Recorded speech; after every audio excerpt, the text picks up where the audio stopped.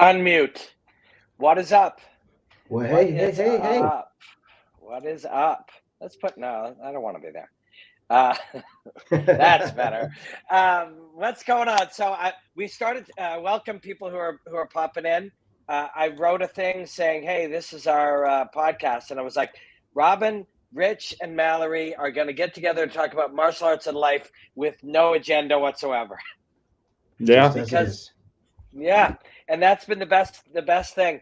Everybody jumping in. We're doing this once a week, and then Rich went to Australia, and my wife had a baby, and all kinds of shit went down. So we're hanging out right now. So let's, Rich. You were in Australia. What was going on?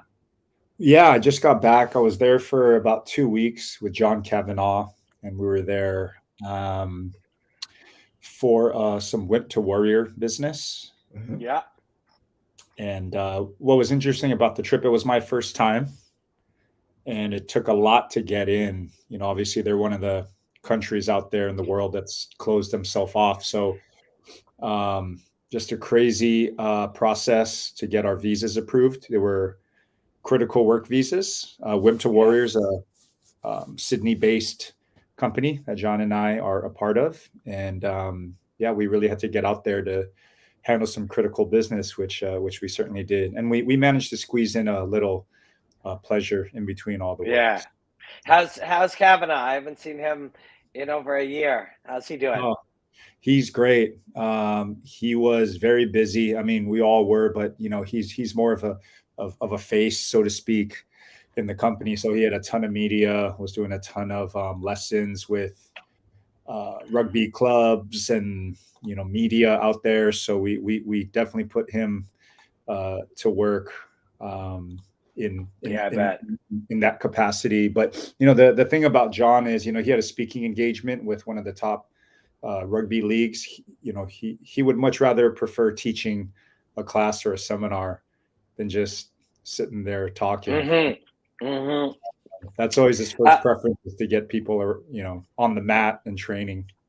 For sure. Yeah, and it's more fun. When I drink Tim Hortons, people think it's a shtick because Canadians drink this shit. But we actually do drink it. Like we actually do drink this stuff.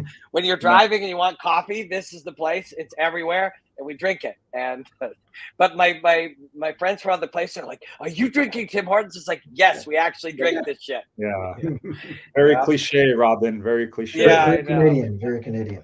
Yeah. Very. What's going on, Mallory? Not too much. Did a couple of sneaking shows during the time we were off. Thank you again to Rob from McDoja Life for hopping in. We got some really cool stuff to happen in the meantime, and definitely congratulations to you and your wonderful wife on the new addition. Uh, Yeah, I was very glad and crazy. happy to hear about that. And I know you guys pay what with the Canadian healthcare system pay, but like maybe $10 to have this baby Nothing. compared to Nothing. nothing compared to what have been No, America you and haven't. You just show up at a hospital and you're like, "We're having a baby," and then you have a baby and they give you a baby and all the free stuff, and they say, "Go home. Welcome to that Canada." We that's don't it. pay Oh, for shit. We don't pay Ah, for shit. Uh, man. fantastic. yeah, the craziest thing though. You guys have kids. Mhm. We will talk about having kids a lot I'm sure over the next couple of weeks because I'm obsessed with my kid. Uh, like I'm obsessed with my kid. I'm sure everybody who's ever had a kid is obsessed with their kid. Hey, nobody's more passionate than Joe Rogan. Um, actually, Joe's not on the show tonight. We'll meander. I'll talk about my daughter incessantly every time I'm talking to you guys. But Joe's not on the show tonight. Um, do we like? Do we care? Like, I mean, I care because, but Joe literally might have been like, "Look, let me just fucking take the night off." When somebody says scheduling conflicts, Mhm. usually, and he's not doing a comedy show, it's more likely he's like, "Fuck, let's just all take a break." Everybody's freaking out about Take a things, and breath. and I'm kind of a bad person who's trying to be a good person who I think people think certain things. Let me just fucking go home Yeah. and at some point, you know, and this applies to like athletes and stuff too. At some point, being super famous probably sucks. Yeah. Don't you think? Yeah. I mean, Don't You you think know, it sucks? imagine if you're like Michael Jordan and you just want to go like, hey, I want to go to a movie. He can't do that. Nope. You become so famous, you're virtual prison of your famehood. You can't just run to the store. Just You know, can't I do was I was in my hotel room just winding down after a long day, and I'm just watching the news in Australia. I always like to do that when I go somewhere Yeah. out of the country, just to kind of see kind of what the difference is and everything. Yeah, and lo and behold, boom, Joe Rogan. Right there. Yeah. Joe Yeah, Rogan said national words news, rudely, like, and now he's yeah. sorry. Yeah. He Yeah. was Because- so they show a picture of him. It was, I think he posted maybe the first one where he apologized, and then on the bottom it said he was an American podcaster. Ah. Yeah, Joe Rogan, American yeah. podcaster, and then they had to talk about him. So yeah, he's definitely, although he is American and out of Texas, and a podcaster. We all know his audience is truly global. Like he's he's just a dude. Like he's just a person. That's the crazy thing. Like he's just a person. Everybody's just a person. And it's so odd, you know. People. Somebody. I posted something by Bob Dylan today. Just Bob Dylan said it was like, "Be cool or go home," like something like that. It was a very simple. A very simple thing. It was be groovy or leave, man. Bob Dylan. And I was like, we should be good to each other. It was my post. And somebody, no offense, I'm not mad at him. It's not mad at him if he happens to be watching right now. He wrote, "Is this what he said to Joan Baez when he cheated and left her? We should be careful who we follow." And I was just politely wrote, "All people are flawed. If we want to connect only with people with no weaknesses, fragilities, and errors, we'll be alone with our flawed selves." That's like everybody's fucked up. Yeah. Everybody says and does stupid shit. Everybody is weird and scared and confused and fragile and emotional and insecure. That's what it is to be a person. And so some of them are going to be, but when you're super famous and there's cameras around all the time and people document, I don't know, 50,000 hours of your life, some of that you'll spend being a dumb person.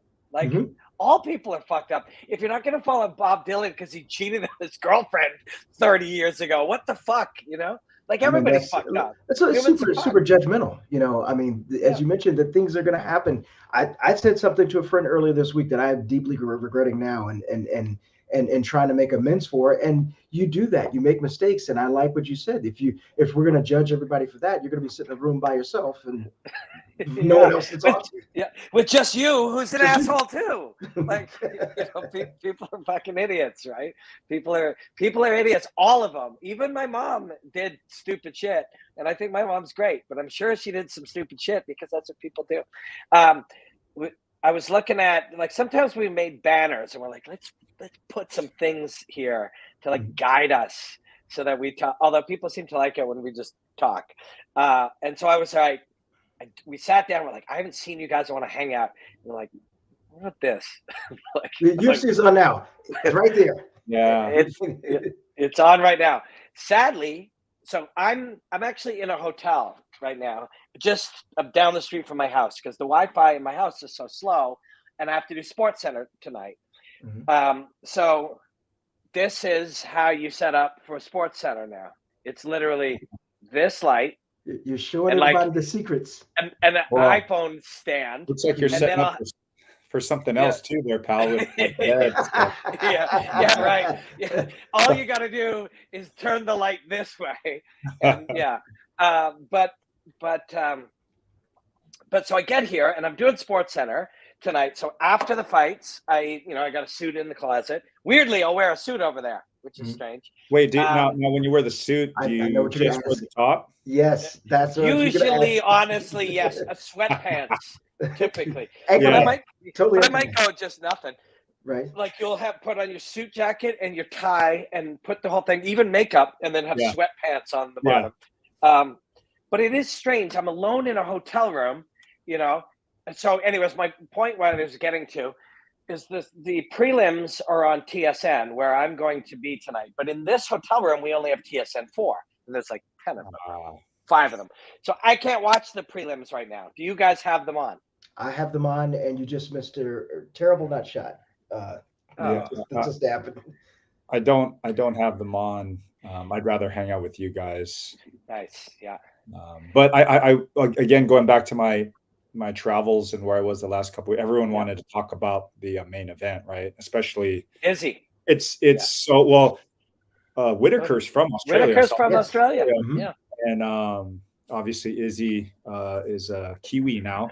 But that's a big fight for that region. And the irony is both those countries, that fight should be in that region, right? Either in New Zealand or Australia. But because they're both closed down, it's in Houston, Texas. Oh, right. Right. And a Kiwi Yeah. fighting for the belt in Houston. But anyways. Yeah. I mean, it's an interesting fight. There was a fight the other day. Oh, Amanda Nunes. And I remember going into it. So I was in France during that one. I'm now in France once a month. Aries Fighting Championships. It's on Fight Pass. There's 11 shows this year. Once a month I go to France. But France is a direct flight. It's not that much longer than for me to go to LA. So it's actually not so bad. Wow. Yeah, it's door to door, 7.5 hours. And going to LA often, you'll have to have a connection, and it'll be way longer. When I was going to San Jose for Bellator shows, Rich, there was never a direct flight. It'd be like 10 hours to get to San Jose. It's way less to get to France. But I was in France, and we were covering Nunes versus Pena going into it. And when you cover something for sports television, there's discussion. What should we talk about? What's the topic? Should we, could I write an essay about it? Could I do a breakdown? What would we do? And no one you would speak to in any capacity even entertain the idea that Pena could win this fight. Then Pena wins this fight, and now we need some massive explanation, right? What happened? Why? What happened? What does it mean? Is she the GOAT now? Like it's just what we do, and I'm getting the same vibe. Like Izzy's a genius. He's so good. It's so fun to watch. He's so compelling. But of course, Whitaker can win this. He's defeated Whitaker a couple times now, right? But of course, he can win this fight. Of course, he can. And then, if and when that were to happen, now we have to scramble to explain it because somehow we precluded the idea that it could happen, even though clearly it could happen. Right? I find this human behavior so bizarre, Well, but it's also the fact that people love. Imagine Mike Tyson, Buster Douglas. We've gotten used to Mike Tyson steamrolling people. Okay, Mike Tyson, don't miss the first round or you miss the fight. Kid Dynamite's coming in. You'll be out of the club by into 10:30. Yeah. And he loses to Buster Douglas, a virtual quote-unquote nobody at the time. People lost their minds. They were like, what? This guy trained and everything. Maybe he wasn't up to the skills, Mike, but he has a chance. He's got a chance, but he's got a chance. And then you start to wonder why. Okay, what was wrong? What did something go wrong in training camp with Amanda? Is being a mom distracting her from doing this? Why does there have to be a reason? Yeah, exactly. And then we get to a point where we need an explanation. Well, what was it? Well, with Mike Tyson, he had chlamydia. Apparently, it was at the fight. One of his fights, he had chlamydia, and it was like burning him. It could have been a bucket of stuff. I mean, still, but we need an explanation, like Amanda, motherhood, or Amanda training camp, or fucking their fights for the fact that anybody wins 12 fights in a row ever is shocking. Well, this goes back to something I think I said before in one of our earlier hangout sessions. Is it's really hard to stay on top. Yes. It's obviously hard to win fights, period. But to stay on top in any sport, the longevity is what makes it so impressive when someone holds the belt for a very long time. Because I think, could possibly explain what we saw with Amanda. I mean, you're on top and everyone's coming at you, right? You're getting the best of everybody. It's hard to stay on top of the mountain. And we'll see tonight if there's any letdown with Izzy. I know it's, that's why it's so impressive when someone can get on top and stay on top, right? And defend that belt multiple times. If Pena loses the belt immediately, what does that say? Did anyone watch Jeopardy? Where that contestant, she had won like 60 in a row. I don't I know think if you I know guys what you're were talking about. following it. Just Yeah. Yeah. recently, she won Yeah, like million. yeah, Yes, yes. yeah. And then all of a sudden she loses to a guy, and 2 shows later he loses again. You know, Yeah. just and that guy didn't have to be the greatest Jeopardy. It's Yeah. just fucking competition. Like it's a really strange one. My buddy Aaron that I work with on TSN, we're great. We're good friends and we work well together because we're so different. I remember we were talking about a scenario and how, you know, a win in some, I'm not trying to criticize my friend either, how a win in particular meant this particular thing. And it was Charles Oliveira. And so, well, he defeated Chandler, therefore this. It's like the win, even sometimes when we do win, you win with a left hook and and Chandler falls down and you have won. You're now better than Chandler. Mm-hmm. But wait a second. I saw the 5 minutes before that where Chandler beat the shit out of him. Yeah. Mm-hmm. Consistently for 5 minutes, almost had him out of there. Literally one punch, but our brain now takes that single punch and uses it as a definitive explanation that this guy is better. Therefore, that's end of story. Now we know and we can move on, but we don't know. What we know is he landed one key punch at one time where in the entirety of the 6 minutes, he was getting shit kicked, right? Mm-hmm. And those things are always not always, but sometimes in play. You know, the difference between the guy who, John Jones or Anderson Silva or whatever, who runs 10 or 12 times or 15 times or whatever, there's a night or 2 nights or 6 nights where one punch that just missed by a millisecond would have changed the story forever. In win number 5 or 3 or 7, where he was, you know, one little tiny, you know, change in the butterfly effect of all of it, and he's unconscious, and the story is no longer he's the greatest ever.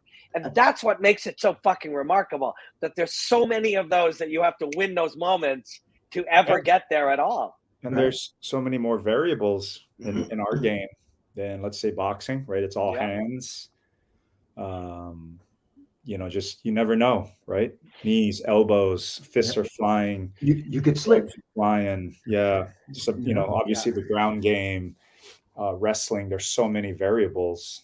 Yeah, like you said, Robin, just, you know, given an inch in any one of those areas could mean a win or a loss. And the Chandler example too, that night, that inch on that punch, maybe now, like, and that's the wild thing. And we'll often go in and kind of take these things as metaphors in life. That little turn, and it's not just like, oh, you would have met that person. You'd have a different job and a different life, and maybe you'd have got injured and fallen downstairs. Like the spider web of your entire life changes in those little moments. Yeah, I mean, just and one of the things I want to bring up is that's where people that like to try to do MMA math, where it completely doesn't work. If this guy and this guy are fighting, this guy beats this guy, then, you know, this guy beat that guy, so that guy should be able to beat this guy. It doesn't always work like that. It doesn't always just equal up. You know, the numbers don't add up. And then also what you said, as the same, Robin. I often think about that as well. I mean, like, I had a number of friends that went and fought in Desert Storm. We were all in junior ROTC together in high school. I had thought about joining the Air Force, but I decided to go to college. You know, where would I have gone if I had gone and decided that military career? You know, I was going to be in it for 20 if I did it. So total different life, total different lifestyle, you know, total different place. Everything. Did you know your wife? Had you met your wife then? No, Mel, or no? I met so now your children don't exist. Children don't exist. You're total back. You're total back to the future in this moment right here. I don't live where I live now. I don't have the same career. I probably still have hair. I don't know. You know, a number of different. You know. So I mean, let's see. I think we got a. Rob may have gotten a I was out. I was out for a second there.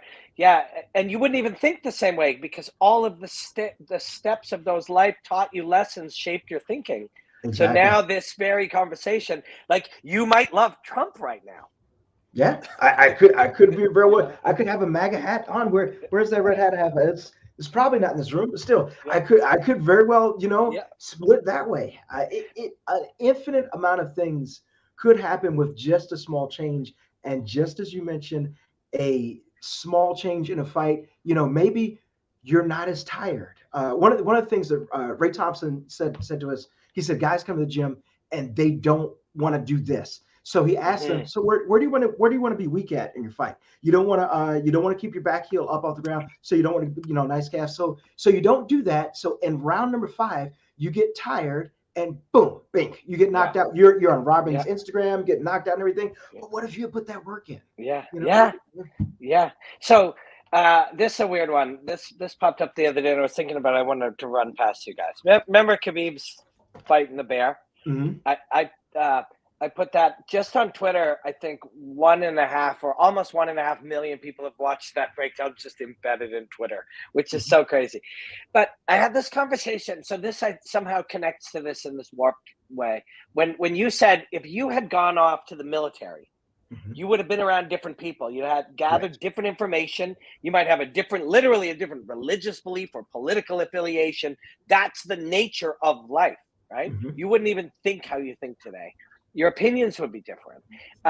And so somebody had said, hey, this is cruelty to this bear. It was 1990 or whatever. And I said, and they weren't being rude. And it was just an interesting conversation. And I said, well, I'm not super comfortable myself judging how the behavior of these people in a completely different culture 30 years in the past. I don't know how they lived or why they made the decisions or what their belief systems were. And somewhere in there, he said, well, people willfully do the wrong thing all the time. And that was the part that jumped out at me. It's like, I don't think people do. I think most people in their movie, they're the hero, not the villain. Of course. Do you know what I mean? Mm-hmm. And in some people's stories, you are the villain.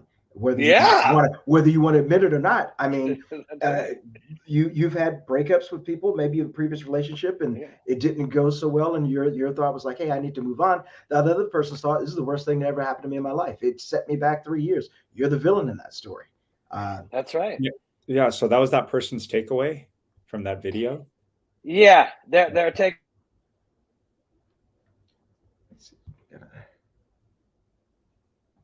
Got another kind of partial freeze. We froze for a second. There was a judgment about the people who would treat the bear that way, and my thought was, how can you we don't know these people or the world they grew up in.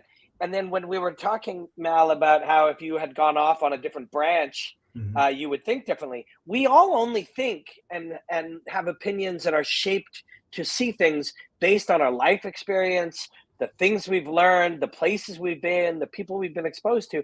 Nobody's trying to be an asshole. We're just all accidentally kind of assholes. Right. Yeah. I mean, a lot of people are not trying to go out, and I mean, there are those that love to stir the pot, do this, that, and the other, get a reaction, everything. But I think you're also right. Sometimes we accidentally do something like that. It's an interesting take. I don't like being issues, just silly talking about conspiracy theories. Yeah.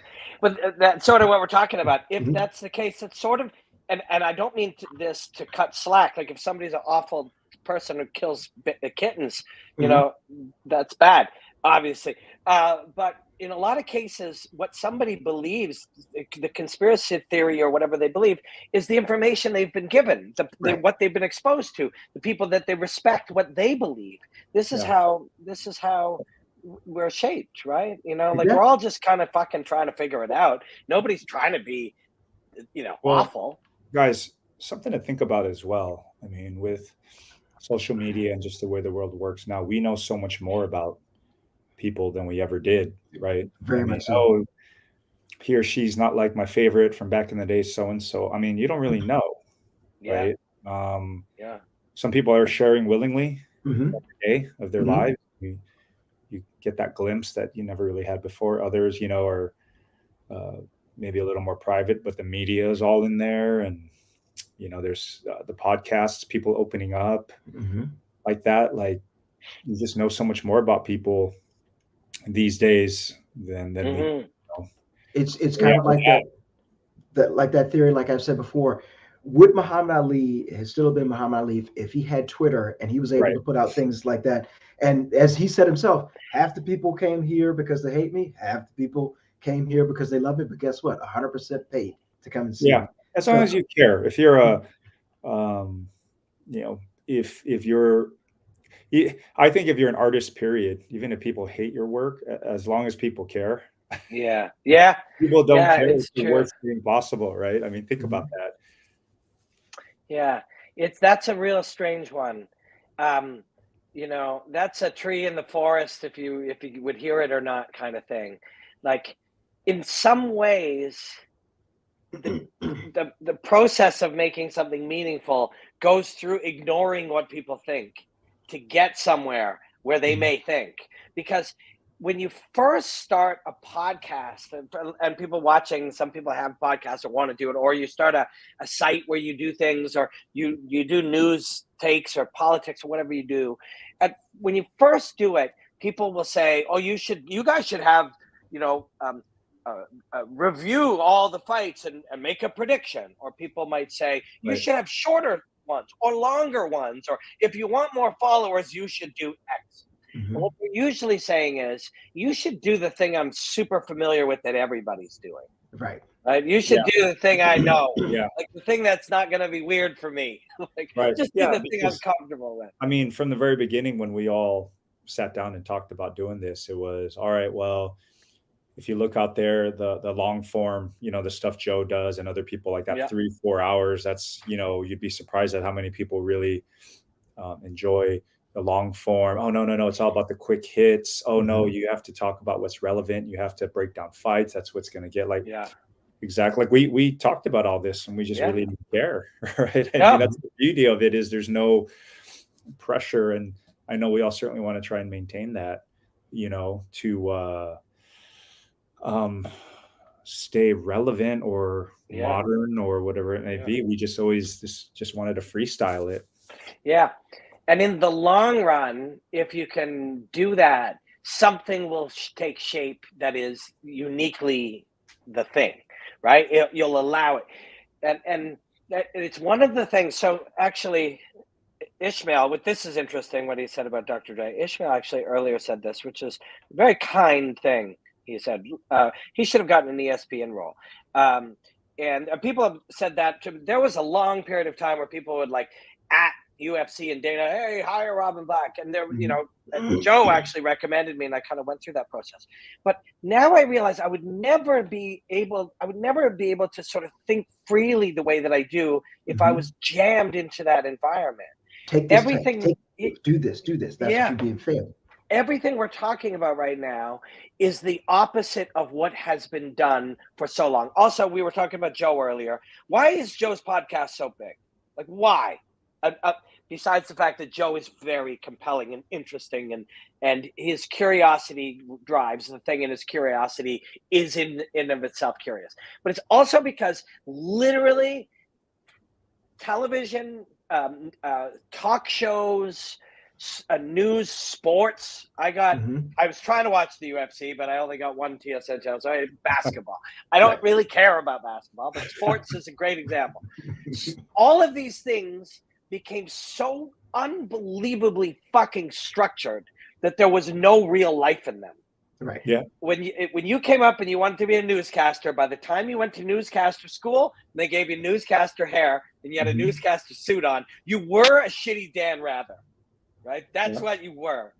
If you're a, and so he's very kindly, Ishmael said, you should ESPN. I would be a shitty Joe Rogan commentator by now, if at all I'd even survived in that environment, because that's what they do. Joe was weird and different, but then he became popular as a commentator. So now everyone has to commentate that way. What Joe did with the podcast was, instead of a producer laying out a thing, instead of having stuff on the screen, instead of lighting in a certain way, instead of having to wear a certain costume, instead of certain things you can and cannot say, etc., fuck all that. I'm going to get high with my friends and talk shit. That was it was so compelling because it was the opposite of what was happening, and we didn't realize what was happening was 1,000 years old already. Mhm. Right? Yeah. There's a point at which what you're doing is decades too old, but you don't notice it because everyone's doing it, so you think it's normal. Yeah. Jake Paul and Logan Paul come along. We might think they're assholes or whatever, but they made the whole thing look ridiculous because the whole thing was ridiculous, right? And there are certainly just disruptors. Mhm. Certainly Joe fits in that category. All those names you mentioned, yeah, they just every now and then people come and shake things up. And for you, Robin, I think you probably grappled with that internally, like, man, here's an opportunity, or do I pursue this kind of Mhm. mainstream role, um, or do I continue to be independently doing what I want to do with all these new platforms that are available now, right? I mean, Yeah. social media is, I don't think people watch the news anymore. No, No, no. You consume all your content online, right? Mhm. Yeah. It's true. News is a really weird one because Twitter kind of replaced news, Yeah. but it doesn't have to be tracked or it Right. doesn't have to be packaged in a certain way. It's a bit weird. It's a weird time. We're in a weird time in human history. Your guys' kids are older. They Rich, you have your daughter's young, but Mal, your kids are growing up. My daughter's like 3 weeks old. Like, Yeah. what the fuck is the world gonna be like? She's It's going to be a 9 different and place. It's 17 based on it, what we're seeing now, uh, Yeah. yeah, but also to Richard's point, I like what you said, that to take what essentially you are and say, hey, we gotta package you in this package. You probably, I don't think that I think that, Robin, you enjoy the freestyle and the free flowing movement, compare water, throw a little Mm, Bruce Lee in it, in fact, that you can do. And it's not, you're not being told, hey, you've got to fit in this box. If you don't fit in this box, we can't use you. And by doing that, like you said, I like the story that you did. If you've never heard the story about, like you said, when Joe recommended you and you were trying to get in and this didn't happen, and then you had to totally go to some different things to find out when you started doing the 1 minute breakdown, and we started, mm, building essentially from the ground up, and it was completely different. And if you wouldn't have done that, uh, we wouldn't have that niche that you have yeah. today. Yeah, it would be totally different. But that's like we were talking about earlier. If you went into the military instead, your whole life would be different. Like, and these are paralyzing things when somebody is sitting around smoking weed, watching us talk, and we're having this conversation about choices.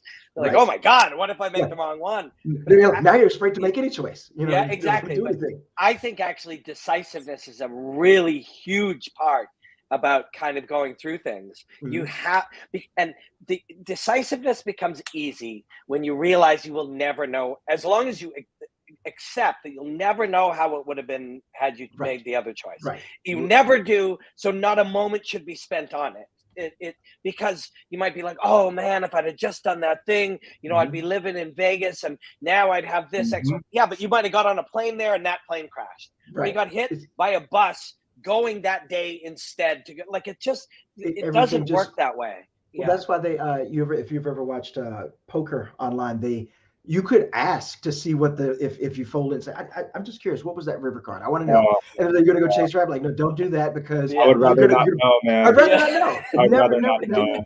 Like, Yeah. no, Yeah. forget it. I don't want to know. I got a Yeah. question for you, Robin, and this also, Robin Rich. If Joe's definitely a unique broadcaster, in the fact he doesn't fit the norm and he is in this unique spot in the UFC now, what happens when he leaves? Do you replace him with someone that also has kind of an off-kilter, not completely corporate polished broadcaster, or does that position die when he goes? Yeah. So that's a question. What would I do? I wouldn't be in that spot. Like, I wouldn't Mhm. be a producer making that choice, so I would not know. It's funny. Quentin Tarantino, who seems like an asshole, but I don't know him, and it's actually very funny that I even made that judgment because that sort of goes against how I normally think. But for some Mhm. reason, he rubs me like, like I don't know what it is. But he was saying that, like, people will say, "Hey, when you made that choice to, like, have the character do this, why didn't you make him go off into the sunset?" And he said he'll go, "Oh, is that what you would have done?" And be like, yeah, yeah, that's what I Like, would have done. yeah. It's like, no, you wouldn't have, because you'd have never been a filmmaker. Filmmaking's hard. You'd have quit 25 years earlier. You'd have never, like, holy fuck, take it easy, man. But I would never be in that case, so I would never know. But from experience watching those types of things, choices get made, you go one of two ways. sometimes somebody might say, let's find some other rebel. Let's find that guy who used to be in Barstool and get him to like commentate now. And that shit never works because now you tried it. Now you forced it. Rich. I think look at the evolution. To answer your question, now I don't think they would invite that just because of the direction that they're heading in. It's on ESPN. It's right. It's a little bit more polished, like a mainstream sports broadcast. Where back in the day, that's not what it was, right? Yeah. That's what made it special. So I think that's kind of where the sport is. That's when fighting became a legit mainstream sport. Yeah, where it's treated and packaged as such. It's on ESPN. I mean, there was a time where, guys, this in New York, it was illegal not that long ago. Yeah. Correct. Within what, 5-6 years? Yeah. Easily. So, so guys like Joe, just to finish off on that, guys like Joe, like I don't know Joe. We used to train at Jean-Jacques way back in the day, but I do know Goldie, and I would always tell Goldie, like, you're like our MMA uncle. We kind of grew up to the soundtrack of you and your the one-liners. Before there was Bink, there was all the Goldieisms and all these. And those guys, identical. Those guys wouldn't, I don't think they fit into that. I know Goldie has done crossover work in mainstream sports, but I think it worked for us because it was like we were creating our own thing. This was our own unique culture, and we almost took pride in the fact that we weren't like the other guys. Like fighting isn't. I've said this before to you guys. Fighting isn't a sport. It's fighting. It's its own unique thing, and you got to treat it, and it should be packaged and as such. So just something to think about. But I don't think they'll ever go back. Like I think they have a certain look and feel that they want to achieve, and clearly it's in the best interest of making this thing like the NFL, like the NBA, extremely polished and professional. But I think Jimmy Smith said it recently as well. Like I don't think his contract there was renewed because they just want former fighters. Yeah. Right? So they have a tight formula. Yeah. Exactly right. Yeah. So they have a formula that they want moving forward. Yeah.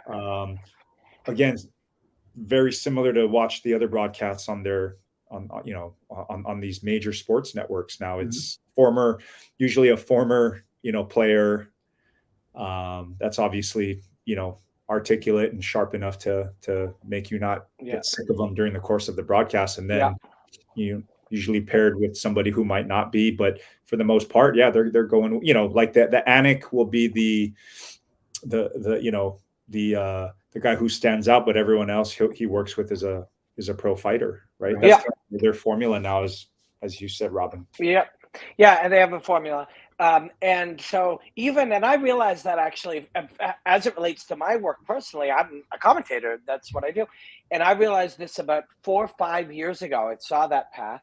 Laura's actually forcing them to break their rule. She's just fucking forced her way in there. And good for her. She's probably forced them to break their rule. Yeah, we're very good friends, and I like her very, very much. But she's probably successfully, and I know she's never said this, and whenever I throw these, I was talking to Anik on a podcast the other day about this. I'm always very careful. It's like Laura would never complain. She would never, if I've ever heard shit like it's been difficult for her, it's not from her. But definitely there were people in there who have pull, who would have loved for her not to be able to force their hand to break the formulas they invented, right? That's the trick sometimes when you'll be in a situation like that, like for myself or for Laura, and you'll be like, listen, I think I can contribute something. They're like, well, we can't. We have this formula. It's pro fighters. It's like, don't fucking blame the formula. You made the formula. Right. Yeah. Like you can't slough this off to a formula you created, right? So she may have forced their hands, which is good. It's so great. She's so fucking great. But for me, 4 or 5 years ago, I saw this and I was like, okay, listen, like there's going to be more and more and more of these fighters, and they're going to be great athletes, compelling people with great personalities who have fucking 300,000 or 1 million Instagram followers or whatever. I cannot compete with them, and yet this is what I do for a living. How am I going to survive? Wait a second, I just can't. So I had to go and look and go, what is the role as is being seen now, and how can that role be created differently so I can do it in a way that they cannot do? Or more importantly, I don't do it like them. Because if I do it like them, why would you hire me when you could have a fucking former interim champion with 1 million Instagram followers, right? If I'm just like him or her, I will never have a job. So, but that was a good sort of thing. And this was something, this triggers something, and this relates to martial arts and to life. And I thought about this the other day. And we've all heard this. I didn't invent these metaphors, but you can fucking work on candle making for as long as you want. You'll never, ever come up with electricity, right? Yeah. You will never come up with it. You can fucking get the fastest horses in the world. It will never lead you to a car, right? Yeah. You can do astrology. You can study it and study it deeper and deeper. You'll never actually get to astronomy. And so, but there's always another level. Yeah. You can obsess about cars for the rest of your life. It's not going to get you to teleportation, right? So that was my thinking, is if everybody's just getting better and better at, oh my God, knockout power in both hands, striker versus grappler, defend the takedown, et cetera, et cetera, et cetera, et cetera, what would be the level beyond that is not achievable by just doing that more? And that's the route that I tried to find, is something that is different than that and cannot be got to by doing that. Right. And through that, you kind of lose that style, right? Like someone's personal style, you kind of lose that because you're just, if you're all these credible guys that everyone liked watching compete, you're kind of coming with that first and not, Robin Black starting off with this, his whole unique image, persona, vocabulary. It's different, right? You know what I'm saying? Yeah. Like you come in as so-and-so, like you said, already established. You just got to put some notes together. And, of course, I don't mean to, like, those guys are tremendous, right? I think you guys know what I'm not by any means trying to insult them, or I just think when you're put in a position where you kind of got to create, you're not falling back on your career or what you did in the cage and this following and this, the fans you kind of had coming with you. You're kind of creating your own thing, which is you have done, Rob. And I think there's something to be said for that, These are the fulfilling things, right? Like, and that's what on some level, I think that's what we're all trying to do, is figure out, is there something that is unique to you, that to you guys and to everybody watching this, and to any one of us, that is uniquely ours, that if we found the time and the energy to just pursue it, trusting that on the other side of the journey you'd get somewhere worthwhile, and even if you didn't, you'd learn enough along the way to try to get there. And that thing is often very different than just going, okay, how do people make furniture? Okay, they make it like this. Cool. That's how I make furniture now. And how do they sell furniture? They buy ads and bus shelters, and they open a furniture store, and that's what I do. And that you can by all means do that. But you could also be like, what else could I make? What if I don't make furniture that way? And at first I'll be terrible and nobody will want my shit, but where could that get me? And that's the interesting one for me always. Like, where could we get to? And Eddie Bravo is one example. There's thousands throughout martial arts history or any kind of art history. Eddie was like, I don't know. Now, bear in mind, whenever we say this, first he was a Jean-Jacques Machado legit gi black belt, right? So that's different. But then he was like, I don't know. What if I just went this way? Like, what if I just went this way? And at first people would be like, that guy's fucking crazy. That doesn't make any sense. And here we are 20 years later, and he has an entire world of his own that he's created. Here's a question, also scenario. Aren't you kind of creating the complex thing here? Let's say, for example, you got a garage band. You guys, 4 guys love playing music in the garage, and all of a sudden you put out a record. And then it's like, hey man, we really like your stuff. And then you talk to someone who's like, well, I can get your stuff in front of 1,000 people. And then you start to build a little momentum. And then as you get signed to a record label, I know evil record labels, blah, blah, blah, but it's like, we really want you guys to wear all black, just because this is what the market says is going to go. Okay, so you make the sacrifice to get to the next level. And then once you realize you've gotten to that level, how much of the original have you cut away that you don't even recognize the original, what the original dream in the first place? For sure. And then the question starts to be, what's the goal? Like, if the goal is just be successful, then maybe this is good. But also, learned what is success? Is success having a big pile of money? Is success being completely happy with what you're doing day to day, that you don't care that you don't have a big pile of money, but you're very just happy teaching kids jujitsu, making unique furniture, doing, I don't know, anything, whatever it is. What is the measure of success? That's a really tough one, because this one comes up in conversation, but I know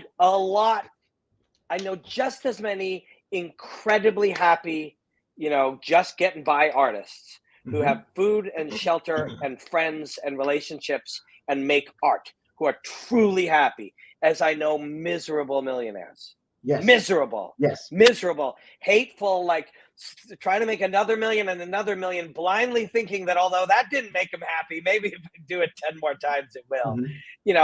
With relationships that fail that they truly cared about, with families that hate them, with fucking burning, laying off hundreds of people, all for what? I can't be the only person who knows just as many happy starving artists as I do unhappy millionaires. I can't be the only person. I have one other story to add to this, and this was told. Thank you, Ishmael. Definitely appreciate that. This was told to me a number of years ago. I think it was actually told to me at church. I don't remember where I heard it, but the names have changed. But it was a true story. The guy was he was friends with a guy who was a professional baseball player, and he was doing his thing, and hits and runs, everything were coming. And the guy was thinking, you know what? My contract's up this year. I'm really striving to have a good year because I want to go into the next year's contract negotiation asking for this much money and, maybe such and such and such. And he goes and he has a great year. And they give him whatever dollar that is. It could have been $1,000. It could have been $1 million, whatever. Yeah. And he gets the contract. And he, his friend goes and congratulates him and says, hey, this is great. And he says, but if I could only make another $1 million. It was never enough. Yeah. It was never whatever they signed the agreement to. Great. You achieved it. Wonderful. But then he was depressed because there was more money to be made. There was, Yeah. And I'm sure when that player first started off as a kid, it was just pure love and joy. It was love of the game. Let's go play baseball after school until the sun goes down. And guess what? We could do it again tomorrow. Yep. And the next day. Yeah, it's true. Okay, so this is the one, and I just read this comment as it popped up here, but it's like, and maybe I read it, maybe I'm going to overhype it. I'm like, this is a fucking great comment, but look at this. So it's two things. Doing the same thing over and over again is the definition of insanity, sure. But making a samurai sword looks insane because each hammer hit seems like it's making no change. Random admin. Hey, like, yes, sir. Yes, sir. Yes, sir. Oh, well said. This is why we get together.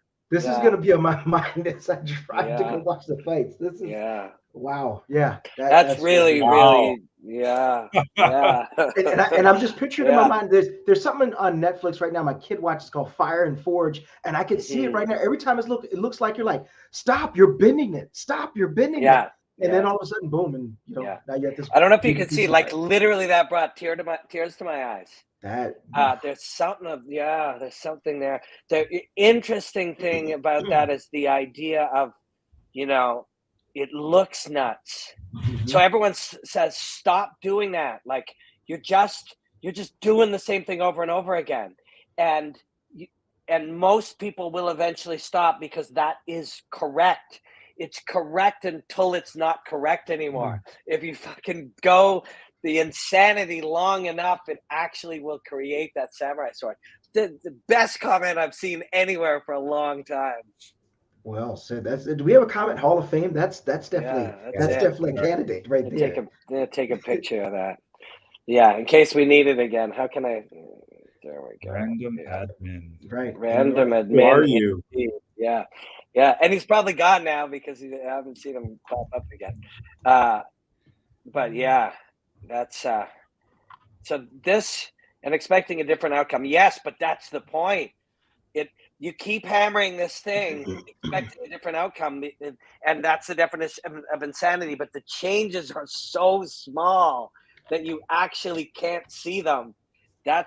And you stay with it anyways. All of us, You know. There's a lot of these things. You start to see. We talk about flowing with the go and joining the stream of the river and stuff. And then I saw somebody write, and I shared it. Only dead fish flow down the stream or something. And I remember thinking, no, that's not true. And then I'm like, well, as far as like not doing anything but tumble along with it, yes, because we want to swim with the stream, but swim with it, not just tumble with it. Mm-hmm. It's a lot of these things. Well, I know we don't have unlimited time today, and I got to do Sports Center, and you guys got stuff to do. But I didn't tell you guys this, but I got fucking Omicron. What? Ooh. Yeah, I got the COVID. So, wife had our baby 5 days late. I was going to be home for 8-ish days, and then go to Europe for 2 gigs that were going to take me 10 days. But babies come when they want. So our baby was 5 days late. So I was home only 3 days. And then I went for 10 days to Europe. While in Europe, commentating Eris, which is an awesome show. I'll tell you guys stories of that one when we get together next week. I was going to the show and I got a test that said either indeterminate or positive. There was something wrong with it. And suddenly I was quarantined and set up in the rafters with a monitor and a headset, and I was going to commentate from fucking like the farthest reaches of the rafters away from them. But I also got a PCR. That PCR came back negative, so I was clean. Used that PCR to get on a plane. Came home, got tested. I was positive, and I was sick, and and I thought I was worn down. I thought I got something. So I got home, and then after not seeing my daughter, I had to quarantine in the basement of my house for 3 days, ill until I was able. So that was fucked up.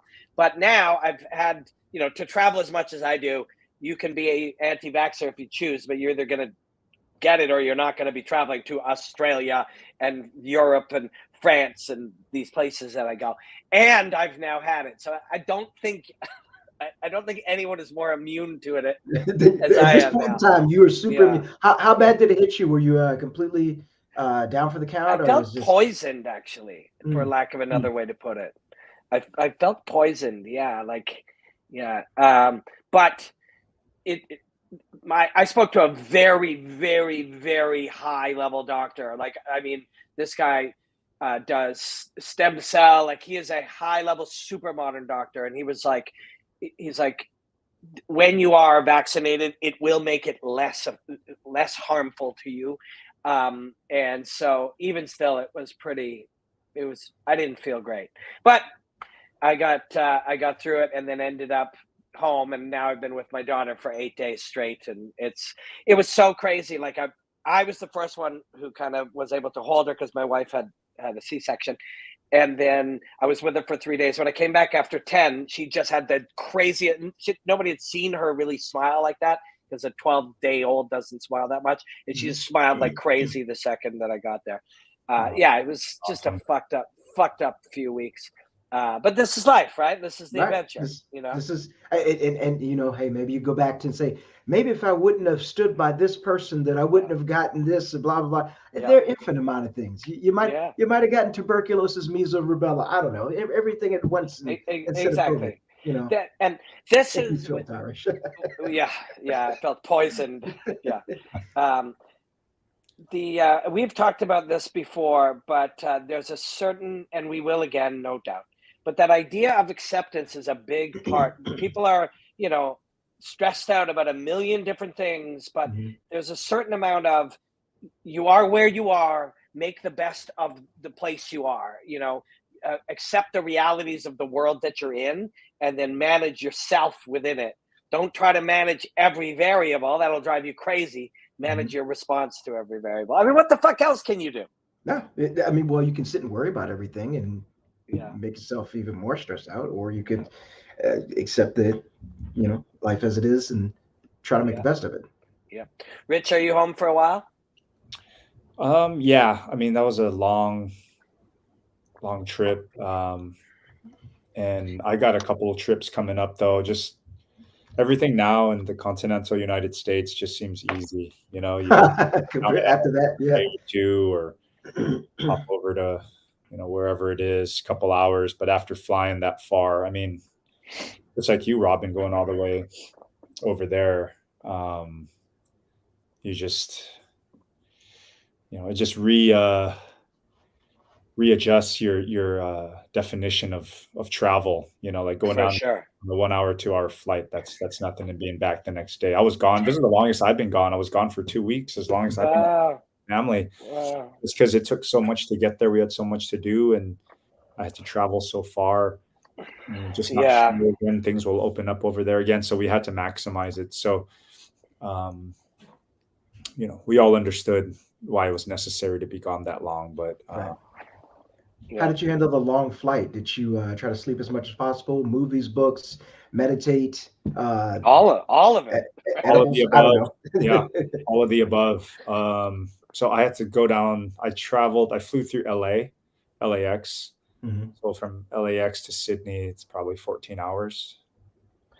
I did a 17 straight from Moscow to Cancun once. That was the longest. That's an odd Moscow to Cancun. That's a polar opposite. Direct. Yeah, actually, they may have gone somewhere first. Maybe it was Turkey or something, but maybe not. I think it might have been straight through 17 or 18. I was in Moscow. ACB, which is now called ACA, flew me there to offer me a deal, a lot of money. Actually, it was a really a commentary thing, and it was fascinating, really cool. The way the Russians relate to fighting is beautiful, and it's a fascinating place. And I was into it. The biggest thing that held me back, it was a lot of money to turn down, but the biggest thing that held me back was it was exclusive. So I was going to go to Russia twice a month and commentate in Russia, but I couldn't do anything else. And so that was difficult. But so while in Russia, I said, that's cool, but my once every 3 years reunion with my parents and my brothers is in Cancun. And so if I'm coming, you got to fly me to Cancun. And then they did. But this was the trick. So Rich, I don't know, and anyone watching that travels, last minute at the airport, day of, I don't know if you've ever done this, Rich. You can do it from Australia or anywhere. You go and you see if there's first class or premium or business premium economy upgrades. And sometimes they're really cheap. And I actually got upgraded to first class on the Russia to Cancun for like $290. So I took it. I drank $290 worth of Bloody Mary on that thing. So I'm just trying to imagine a bunch of Russians, on flight, like, we can't wait to get to beach in Cancun. It's like, this is going to be amazing. Go from what I perceive as snowing all the time to a great destination in Cancun. That's a hell of a one way, So random admin gave us the greatest thing we've ever seen with this, right? He's back. Like he or she. And he's back. And he or she is back to say, I got drunk on a flight once. A 2-hour flight. Yeah, I like your extremes. Absolutely. One thing, Rich, you were going to say something before I interrupted you with random admin. Do you know what it was? I'm just taking in random admins. The wisdom here. Robin, I know we're also we're short on time, but I just wanted to mention also, get ready to come up right now on Fight Fest is Roxanne Modafferi in her last fight, and she is. I've never met her. I know you probably. Yeah, we're friends. She seems to be absolutely the nicest person in the world. Just as sweet as the day is long, and what a good ambassador for women's mixed martial Yeah. arts. So she's a real martial artist. Roxy is a real martial artist, and we talked about this before. Actually, let me get her. So if we get together Wednesday, I'll get Roxy for Wednesday. Ooh, that would Okay, be I'll critical. get Roxy. She'll get her to join us. So when Roxy started, she's terrible at everything. She'll tell you. Mhm. She's no natural athletic ability whatsoever. She was, even today, like her body type is awkward would be Mhm. a fair way to describe I would her. say it's fair. She's a nerd. I think, I think she would take that as a compliment, geek. And she would be, and Kirik will tell you actually a lot about her because he was training with her for many years. She would be first on the mats, last off the mats, making notes, cleaning the mats, like treating everything with respect and sucking for a long, long, long time, but working really, really, really hard, ongoing until she got a little better and a little better. Then she fucking moved to Japan to Yes. fight in like 2003 or some when women's crazy MMA is not shit. even heard of. Yeah. And she fought all the best fighters in the world and took a shit kicking in many of those fights until she got a little better and a little better and a little better over time until she's in the UFC fighting in Madison Square Garden. Like that is truly what you want from what martial arts is like, it isn't how good you are, it's how hard you work and how much you learn and what is possible to be accomplished. Like Roxy's just the fucking best. Hopefully we can get together Wednesday and I'll get Roxy and we'll ask her about it and we'll get her to tell us crazy stories of her alone in Japan, fighting other women that outweighed her and outskilled her. I mean, she's everything you'd want in martial arts. Yeah, absolutely. She fought for Strikeforce a few times back in the day. I don't believe, I'll have to double check my notes. I don't believe she won, but it was always, like you said, she kind of transcends all that just with who she is and what she represents and what she stands for. And I think her whole career will be about that, just being a true martial artist. I have nothing but good things to say about her. Just a true martial artist who represents, forget women's MMA, just MMA period. So, yeah. There's a great quote this week doing a presser. Izzy said something about Roxy and said that, wait a second. He says, listen, let me just tell you, I've met her in passing. I met her. We were on this card together, and she's an absolute wonderful person. And if you don't like Roxy, like F you, seriously, who in the world does not like her? Yeah. That's right.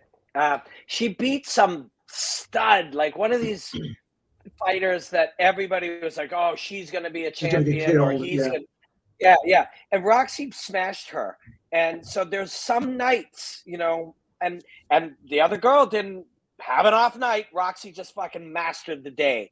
And I can't remember what her name was. I think I know you're talking about. Yeah. Somebody will type it in here for us, I'm sure. It was like 3 or 4 fights ago. I can't type it. Macy Barber. Macy Barber.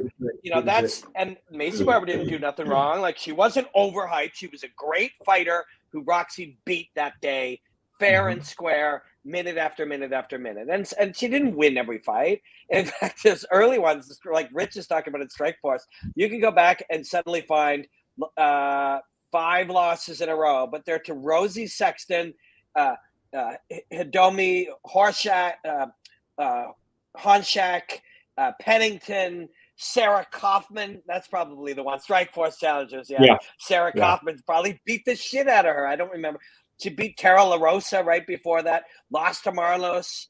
Like the best. She fought the best of the best. Tara, the best Japanese fighters. Like just super legit. But yeah, we'll try to get her for Wednesday. Super. God, just happy for her. It must be hard though. This has been the definition. She's been so oddly single-minded in such a weird thing for a non-athletic girl from a small town to be in for so long, and then now tonight it'll be over. But I'm sure, like I said, I don't have it, but Right. she's fighting right now. Huge pop. She's being introduced right now. Huge pop for Roxy. That's awesome. She deserves it. Yeah, well, hey, fellas, this was awesome. Kind of nice little reunion. We've been off for a while, warming back up to hopefully have some more fun, more consistently here for everyone out there that's attracted and into our style and our brand of of whatever this is. Whatever this is, as we said. Hey, our style is to not have a style. Yeah. Yes. Right? Exactly. Use no way is the way. No limitation is limitation. That's right. Yeah. Awesome. Well, it's good to see you guys. And that was priority one, was just for me to see you guys too. But let's try to get together Wednesday, maybe a touch later than we have before, and see if we can do that. Well, we'll be in touch. Everybody that's in and popping in, and especially you, random admin, you fucking you stopped us there with this one. Yeah. That's good. I'll find some version of that quote and share it on somewhere. Thanks everybody, and thanks you guys. Mal, last words before I click end broadcast. Hey, you know what? Bink. I think that's what we go out on.